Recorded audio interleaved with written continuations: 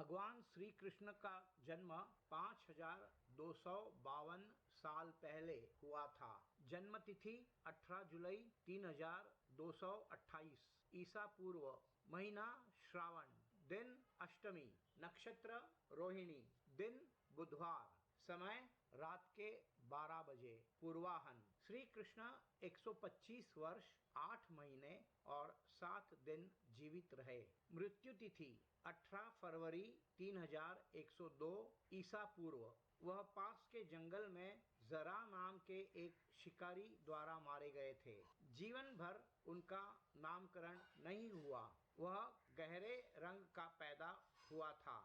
गोकुल का सारा गांव उन्हें काला कहने लगा। कान्हा काले, छोटे और गोद लिए हुए होने के कारण उनका उपहास किया गया और उन्हें चिढ़ाया गया।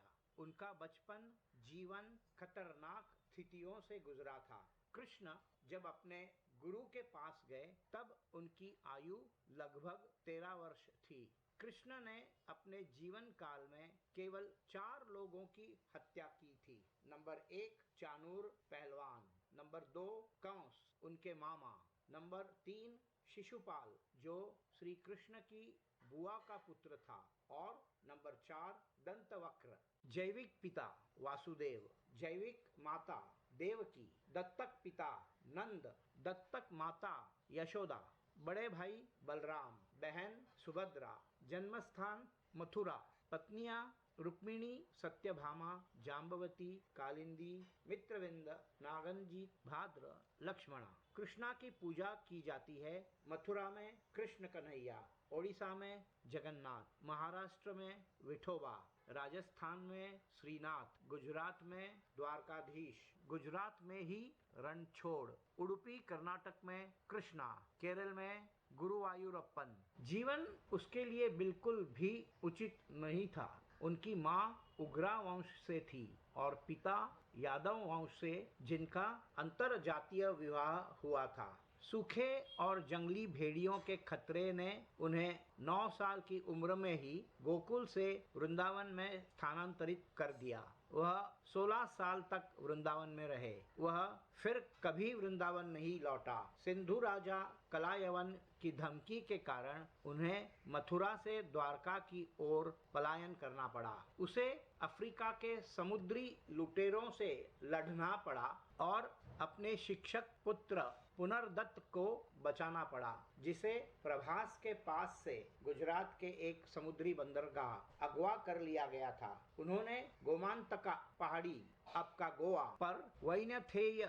जनजातियों की मदद से जरासंध को हराया। उन्हें पांडवों के वनवास के बारे में जब पता चलता है तब वे वैक्स हाउस में उनके बचाव में आए और बाद में पांडवों ने द्रौपदी से शादी कर ली। इस गाथा में उनकी भूमिका अपार थी। पांडव श्री कृष्ण की बुआ के बेटे थे। फिर उन्होंने पांडवों को इंद्रप्रस्थ और उनके राज्य की स्थापना में मदद की। उन्होंने द्रौपदी को शर्मिंदगी से बचाया। निर्वासन के दौरान वह पांडवों के साथ खड़ा था और उन्हें कुरुक्षेत्र युद्ध जिताया। जब कृष्ण 89 वर्ष के थे, मेगा युद्ध कुरुक्षेत्र युद्ध हुआ। कुरुक्षेत्र युद्ध के 36 साल बाद उनकी मृत्यु हो गई। कुरुक्षेत्र युद्ध मृगशिरा शुक्ल एकादशी ईसा पूर्व 3139 ईसा पूर्व पर शुरू हुआ था, यानी 8 दिसंबर